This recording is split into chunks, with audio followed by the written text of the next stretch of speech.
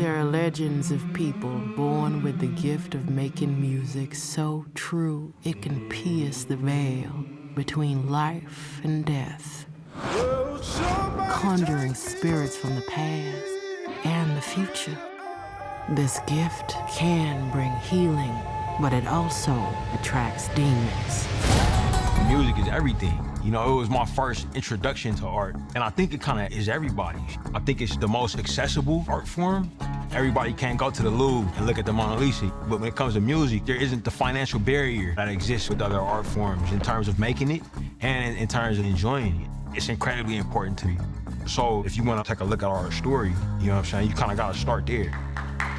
We wanted to make sure that the cast and everyone were on the same page with the world that we're building and the world that Ryan envisioned for the music.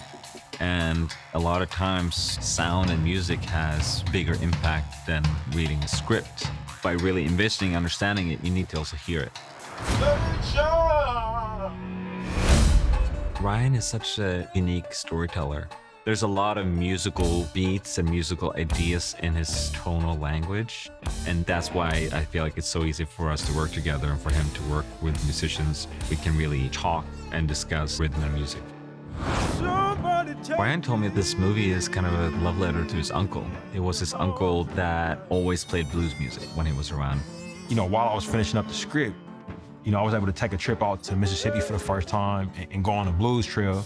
And Ludwig was right there with me every step of the way. Do you know how many blues club was here? I come here 67 years ago this year. They had so many blues clubs, some of them I didn't ever get a chance to make it to. I wanted it to be as authentic as possible. And it was very important that we got to work with the right artists and songwriters and give them the room and give them the space to feel comfortable. Watch this.